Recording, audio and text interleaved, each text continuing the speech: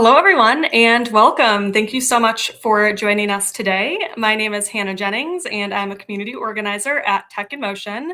I'm excited to welcome you all to our webinar on the future of teams. As people continue to join, feel free to say hello in the chat by sharing where you're tuning in from, maybe your tech role, and a topic you are curious on digging into today. For those of you who are familiar with Tech in Motion, you know that this community has been bringing together technologists since 2011 when Motion Recruitment first launched our community series. At its core, Tech in Motion is all about creating space to learn from industry leaders, exchange ideas, and connect around the trends shaping how we work in technology. Today marks the third and final session of our ongoing Tech Talent series, where we take a closer look at the insights coming out of Motion's 2026 Tech Salary Guide, which provides clear, data-backed insights into tech careers, compensation, and hiring. Across this series, we've been exploring how these trends show up in real life, including how they impact career paths, hiring strategies, and the way teams operate day to day. In this session, we'll be focusing on the future of teams, exploring how hybrid expectations, project-based work, and the ongoing build versus buy conversation are shaping what successful teams will look like in 2026. Today's discussion will run for about 30 minutes, followed by 15 minutes of live Q&A with our speakers. So when we transition, you'll see a pop-up inviting you to join the live Q&A rooms where you can turn on your camera and microphone to ask questions directly to our speakers. To guide you through today's conversation, we are joined by a fantastic group of speakers, Pallone and Logan Opalisky from Motion Recruitment, and Kristen Bender, technology executive and former global CIO. With that, I will turn things over to Austin, Kristen, and Logan. Austin, why don't you go ahead and kick us off, give a quick intro, and let us know why we are all here today. Hey, what's going on? Excited to do this. This is an interesting time of year. People are either moving really fast to get stuff done, or are completely checked out. So I'm happy to see some faces on the call today. Kristen, Logan, how you guys been? I know we've chatted before, we've met before. What's going on? Wonderful. Just waiting for the holiday. Right. A little bit of a break. Yeah, we're almost there. We're almost done. Well, hey, so quick intro on my. I'll start my background. So I've been with Motion Recruitment for almost 12 years now. I've been in the staffing and solution space during that time, mostly on the development side and engineering side, and I've been talking to everyone from the entry-level intern to the C-level executive at organizations about hiring and staffing. So I'm excited about these conversations. I think this is important. For sure. Yeah, I'll follow suit here. I'm Logan Opalisky. I've been with Motion Recruitment almost 9 years now. I manage our cybersecurity staffing team here in Philadelphia. I started within infrastructure, so part of the stepping stones within cybersecurity, and similar to Austin, I'm talking to people all day long, college grads all the way up to the C-suite, everything from staffing, contract, and solutions. So I know those are all topics we're going to cover today. Very familiar with the three of those. I will wrap it up with the introduction. So Kristen Bender, I'm a tech executive and I'm a former CIO.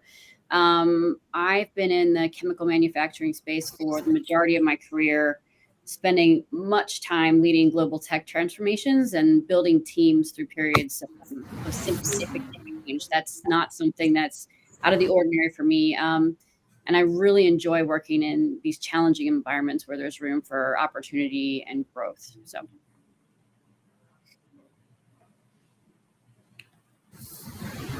Awesome. So we've got a few topics we're going to hit. I think we were going to start on kind of focusing on what I'm very passionate about is career strategy and just kind of the focusing around that evolving work model, which is changing a lot, especially in the last 5 years. So I guess when you think about your evolving work models and career strategies, we see a lot of things right now, especially with the financial market, that we have a lot of short-term projects that people are undertaking. So I guess, how can those short-term projects strengthen, someone's skills, networks, potentially lead to more long-term opportunities? What are your thoughts there, Logan? Yeah. I'm sorry. Yeah. Well, so I'll start on that one. I like that one a lot, that question. So I think, we're obviously, I'm going to mention AI already. We're five seconds in, but I think we're trying to quickly, right, be the first ones to do things, right, with a lot of this stuff, right? And there's a lot of pressure. So we're seeing a lot of companies gravitate towards these short-term projects, right? Whether it's hiring outside help or bringing in, folks on a temporary basis. I think as leaders who are hiring, we've got to try to flush out that stigma of not wanting to hire someone who's been on a short-term stint, right? Because you're going to eliminate a lot of people, in the hiring market right now. And then as candidates, I wanted to make a point about just, especially when we're pre-screening folks, I hear people talk down about these short-term projects all the time. They saw that was just a contract. It was 6 months, and you see how little they put on their resume. I think you should be excited about these short-term projects. I mean, you're given a lot of, you put a lot of pressure on you, right? This was a short-term project for a region, which means the organization you were helping probably needed this to get done really badly. I think it's important for these folks to, one, take advantage of that stint, learn as much as they can, but then also when you're talking about it, highlight it in a way where you're very well aware of how it affected the organization, even though you weren't a full-time employee and it was temporary. That you understand the KPIs, the amount of people that were affected by the project. So I'd say I'd highlight that, right? I mean, it's going to continue to happen. So I think on both ends, we got to get better at looking at these folks, who are part of these short-term projects. Yeah. I wanted to drop in here too. I think a lot of companies, when we talk about SOW as a whole and, solutions hiring, I think a lot of companies will try and lean one way or another. And especially when they're building out their budgets, and Kristen, I'm sure, you've been a part of plenty of these conversations yourself. But from sort of like a third party perspective, talking to a lot of executives that are building out budgets, especially this time of year, it seems like a lot of them are trying to fight specifically, it's very black and white. It's very, well, I need to get, a full-time perm budget, approved to get a full-time person in here, or I'm really struggling and fighting to get a contract budget for either contract employees or for, bringing in a solution. And I think that, most companies, and it's probably easier said than done in most cases, but I think a lot of companies would benefit from using, these solutions and short-term projects as a supplement to, the full-time staff that they have, and not, say, oh, we're not going to get this project off the ground because we can't bring in a full-time person, or, we can only hire contractors and, we're just going to have to suffer from like I think there's like a happy medium there where we have to just supplement, solutions and contract-based work. Yeah, and I think it really goes towards, where are they going to add, where are those engagements going to add the most value with like high value use cases, right? Taking a look at those. You have discrete outcomes. It's a short period of time. Examples, we talked about AI pilots. If you have a cloud migration that needs to be done fairly quickly, maybe an ERP carve out for MD&A, cybersecurity hardening, those kinds of things. And also when you bring in, consultants, sometimes it's because we need speed. They're trying to, access scarce skills in the workplace, without those long-term headcount commitments. But I think one of the things that at day one, you have to acknowledge when you do bring in, a consultant or have a full SOW for a program, you have to make sure that there's knowledge transfer and it's designed at day one. So, pair delivery and transitions are built in the SOW. So use the SOW to move faster, reduce risk, but expand career pathways without losing that alignment or continuity. And, I've done that before in an organization. We were working on our data and analytics competency. We were building it up. There was something, extremely challenging for our financial folks to be able to see. And I needed to bring in some consultants to help on the back end to make it go a little bit quicker. And it did. But then there was that knowledge transfer there too, which really ended up helping the team at the end of the day when they left. I guess when we're talking about this, project-based and SOW consulting work, is there, a one-size-fits-all when it comes to like the most value add? I guess, Kristen, where do you see like the most value being added when we're talking about that work? So if you have spikes in transformation, for example, that's when I would want to bring somebody in where it's like exceeding my steady state capacity. It's like restructuring again, mergers and acquisitions. That would be a place where that's high value. It's a transformative spike that's happening in the business. Or, we need risk reduction. Say we don't have the skills that we need internally. So some majority of the time, a consultant or a larger firm can bring in a proven playbook or a pattern recognition, that kind of delivery muscle, so that we can move quicker with those high value use cases that we just need to act on. Say, like I said, for AI and data and analytics, if things just need to happen in a rapid fashion. Mm-hmm. And coming from somebody that obviously isn't a decision maker in those conversations, but sort of being on the end result of it, is there it seems from a staffing perspective, when we talk about getting budgets approved for full-time employment and trying to get budget approved for project-based work, do those things typically move at the same speed? Do you recognize a need somewhere, like there's a gap and we need that gap filled regardless of how that resource is in here? Do you see those budgets and everything getting approved at the same time, or do some of those things need to be forecasted like months and months in advance? So for former roles that I've been in, headcount needs to be forecasted well in advance, because things are going to potentially happen and they're going to fall in your operating expense, right? So unless you're able to put them on a program where a resource can be capitalized as per your company's financial guidelines, but that's the one that's a little bit tougher. Or has been tougher for me to be able to get, fairly quickly is the headcount piece. But again, if I need, if I have a quick project that I need done, or if I have a skill or competency that I just don't have in-house, but I don't have the headcount for it, bringing a contractor in is obviously the next best thing. Mm. Yeah, I think one of the things we wanted to talk about was candidate fraud. Right. And I think the reason why I want to bring that up is just because we keep mentioning this, getting these headcount approved. It's got to be as a C-level person so scary to hire anyone right now. Right. Because how do we know who's real? Right. How do I know if I'm talking to a bot? Right.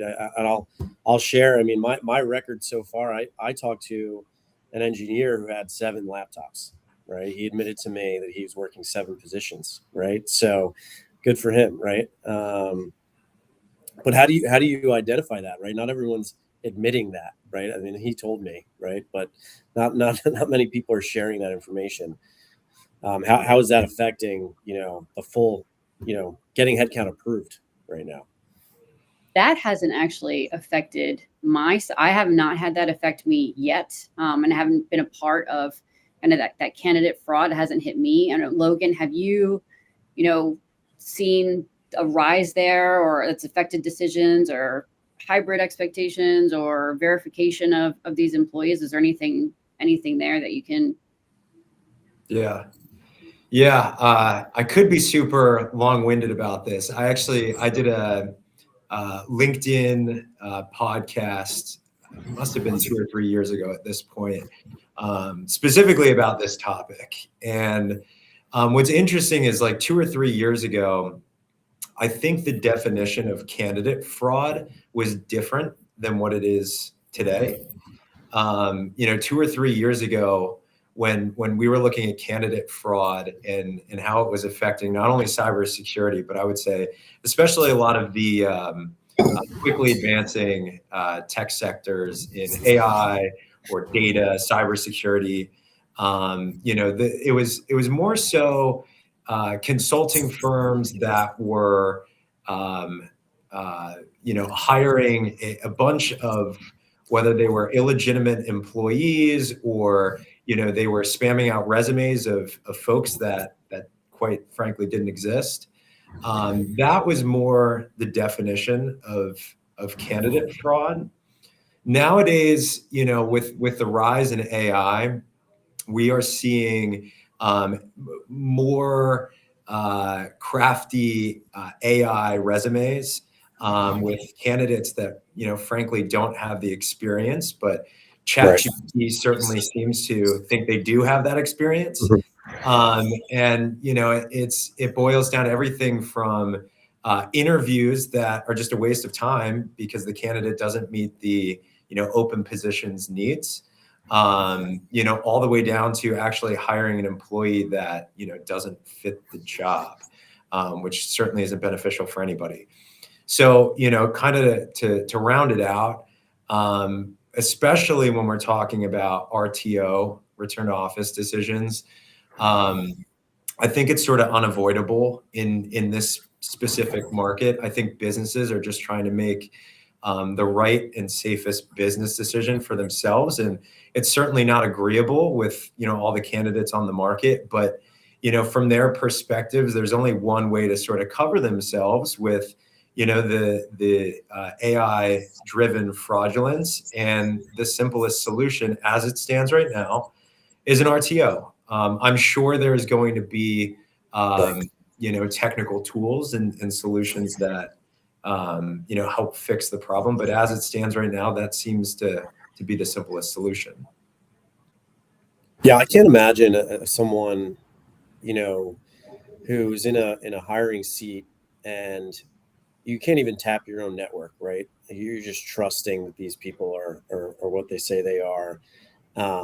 Especially with AI, right? If I'm a development manager, I've never talked to anyone with a data science and engineering background. I don't know who's who, right? And then I just have to trust these people, right? I can say I'm very lucky, right? I've got the 10 years of experience working with .NET developers. I've represented grandfather, son, or I guess son and grandson at this point, right? Like I know these people are real, but to being a hiring manager and then have to hire for a new skill set that's in high demand right now and have no idea if these people are telling the truth, that's a scary place to be. Which I guess I would just run to solutions for that, right? What else? We did want to talk a little bit about culture there too, right, Logan? Like, you've got these blended teams now. How do you, Kristen, I guess, how do you keep the culture strong, right? You've got a group of solutions engineers and vendors that you're using. You've got temporary employees. You've got hybrid, remote. People are spread out all over the place. How do you keep the culture strong? I think it's kind of a mushy answer, but it doesn't happen by accident. It's defined by the leader in terms of outcomes and decision quality, not by hours or online status indicators. And you need to model behavior, I think, and that really helps from a culture perspective. Model behavior by sharing maybe your own priorities and trade-offs openly to your team. And cohesion shows up in trust. So you need to create clear norms, clear decision rights, standards, model that behavior, and have delivery metrics. And I think it's definitely hard to do that when you're all on camera. I think intentionally getting the team face to face where you can at least once or twice is still very helpful. I think that helps from a cohesion standpoint once you've already met that person. Those are a couple of things, but I think it starts with the leader first, setting that tone. Yeah, I know. One of the things we did in our office. I mean, going back 21, 22. Um, I think trying to set up our day, work the same way, basically, if we were home or if we were in the office, right? So that people, no matter where they were, felt like they had the same job at that moment, right? Silly story about, something we used to do just culturally is anytime you had like a big win in our office, you go put it on a whiteboard, right? And when we came back from working from home full time during COVID, we really wanted to bring that back. So it was such an important piece of our culture, right? Just that little win, right? Just grabbing the marker and putting, whatever, KPI you hit on the board was so important to us. So we talked about bringing it back. And then we thought, it actually would negatively affect the culture if we brought it back now that we are more autonomous and more hybrid, right? So we, silly thing, but we just basically made a whiteboard but made it virtual, right? So you don't get to grab the marker, right? But you do get to put that KPI on that board, and it simulates somewhat of the same feeling. But we didn't leave out the folks that are home or can't get in the office every day, right? So that's a silly one, right? But it's impactful. Kristen, yeah. Oh, go ahead. No, I'm good. I was just going to say, you made a good point about it, starting with the leader. I would say one of the number one, reasons some candidates are looking to leave is, promises at the door not being kept. And I think it's easiest for, remote companies to not keep those promises just because, you're behind a screen. And sometimes you only get once a week FaceTime virtually with that manager. With it starting with leadership, when you're in the interview and your potential direct manager is making promises, I think it's on that manager to keep those, whether it's, hey, I do, Friday weekly wrap-ups. Hey, this is when we go through our KPIs. I think, it's on that manager to hold themselves to that standard and keep that trust. So that way the expectation, walking in the door for that future employee, like, they know exactly what the expectation is. And, if they're happy about it in the interview and they're happy with that expectation, hopefully that'll carry through. Yeah, that's definitely something, in the interview, keeping it extremely transparent on, what your expectations are, and then obviously following through with those as you're starting to build them into your cohesive team or add them into your team. So yeah, that's definitely something you have to be careful for and watch out for. Yeah, set the tone as early as possible. I mean, we hear that from candidates all the time, and that's why they're looking, right? I was told this, and now all of a sudden this is happening, right? And it's like, I'll see you later, right? Kristen, question for you probably. I guess how do you balance, the build versus buy, right? Do you teach everyone everything if you have the time to do it? Or do you just go get it, right? I mean, what are your thoughts on that? I wish we could teach everybody everything because, ideally you've built up a great team, a great culture, and you want everybody to get as much as they can out, but you've got to do things quickly. So that's obviously not something you do. So build versus buy, I think, a really strong organization designs for both deliberately. And what I mean by that is you're building your core competencies by default, and you're buying for acceleration and specialization. So that's one of the things that I think is really important to kind of differentiate. Things that are time bound are the things that you're going to buy for, and you're going to build that into your overall budget, and then you're going to continue to build those core capabilities. The mix also changes too, with the maturity of the company and the tolerance of risk that the company may have. Maybe a smaller startup and they need things done really quickly and they don't have time to build that competency, so we're going to buy. But in another maybe well-established corporation, you do have the time to build that center of competency. I think training existing employees when the capacity is strategic and long term, I think that's the great a great reason to build.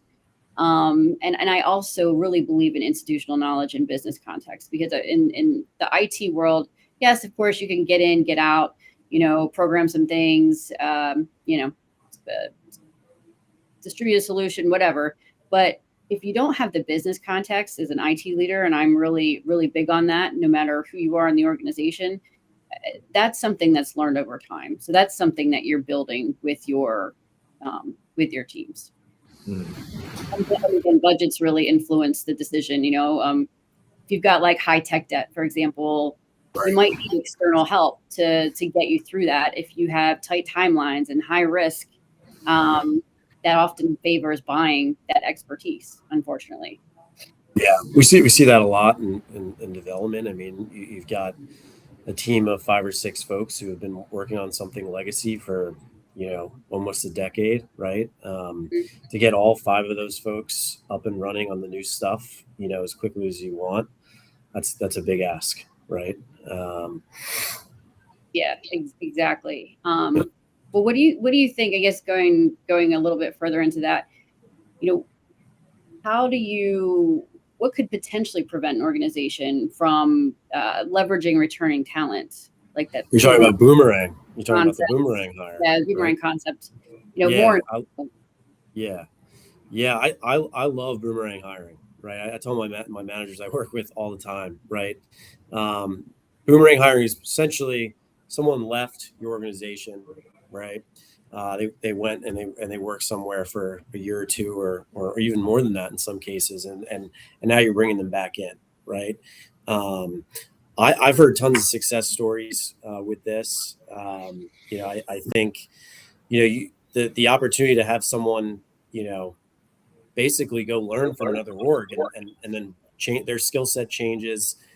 They come back in many cases stronger. And it's funny, Kristen, I think we were talking about this a couple weeks ago, because you did this, right? You're a boomerang hire at one point, right? So, Yep.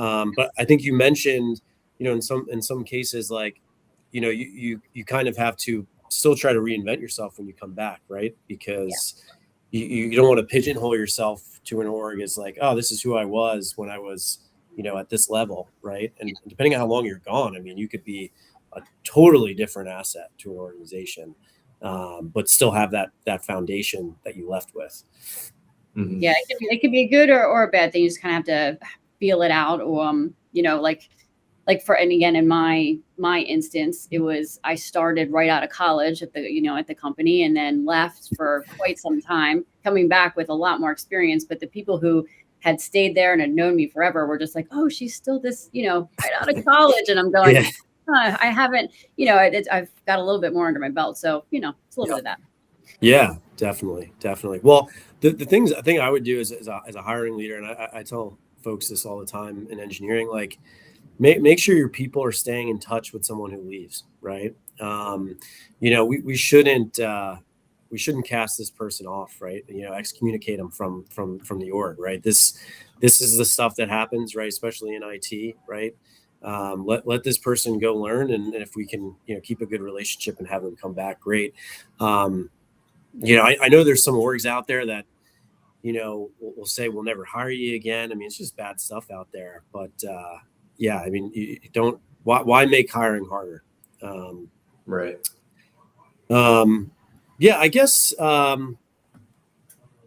just to wrap it up a little bit, Kristen, if you can give us maybe some of your, let's call it maybe mantras, right? About, leadership, just fostering high performance, working with adaptable teams, and, what we've been talking about, which is this shifting environment, right? I mean, give us some of your mantras here to wrap us up. Yeah. Some things I've learned, over time. So I think we were talking about how success is defined, but, you need to set, in Kristen's opinion, set clear direction, and you have to revisit as things pivot. In a business, an organization, things are constantly going to be pivoting, right? Translating a strategy. So I have a strategy that underpins my, business's strategy, right? And enables the tech. But what good is that if the folks on my team don't understand what that is? So really translate that strategy into outcomes your team can connect to. That's very important. Empower them, let them do their job. Let them do their job, but they are accountable for, what they're doing. But I like to empower the teams. Sometimes I feel like that's a buzzword, but I want you to do your job. I hired you for a specific thing. Do it. You don't have to ask me 13 times about if you can or can't do something. And then I'm always curious. I'm curious. I always like to, tinker with things, play with things, understand how things work. That's just a, personal and professionally. But I say, like, model curiosity and be comfortable with being uncomfortable. That is an okay place to be. You cannot know everything at all times in every space, and you are going to be uncomfortable at work sometimes. And I think that is actually a really good thing. And that's something, if you ever worked with me, would work for me, that's something you're going to hear from me time and time again. Totally. Yeah, actually, I feel like most of the, the leaders that I've worked with that have run the most successful teams are those that they're not looking for, engineers that have the exact tools that they have in their environment. Right. It's just good engineers or good architect or a good manager. And if they're good, they'll pick up the environment. And to your point, Kristen, it's, from the higher level management recognizing, hey, I might not be a specialist in this area, or, the company has a deficit in talent in this area, letting that expert run with it and recognizing, hey, I'm to your point exactly. We'll hold you accountable, but you do what you do best. We'll let you run with it. And I think, those are the companies that I work with that, all the candidates I call about, they want to work for those organizations. They're doing the best. They're profitable. It's high retention. So I think, you hit the nail on the head.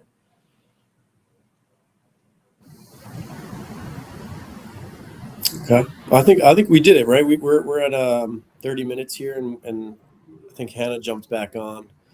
Awesome.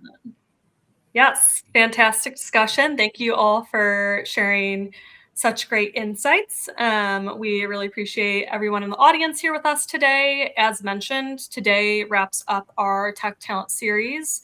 Throughout the series, we've explored a lot from the tech landscape shifting, salary trends, in-demand skills, and then today, evolving work models and the future of teams. If you missed any of our earlier sessions or want to revisit them, they will all be available on demand, so we'll send an email with those. We also encourage you to download Motion's 2026 Tech Salary Guide. This served as the foundation for our series and includes detailed salary data and expert insights on over 100 tech roles. So we'll share that in the chat, and you can also download it from the QR code on your screen.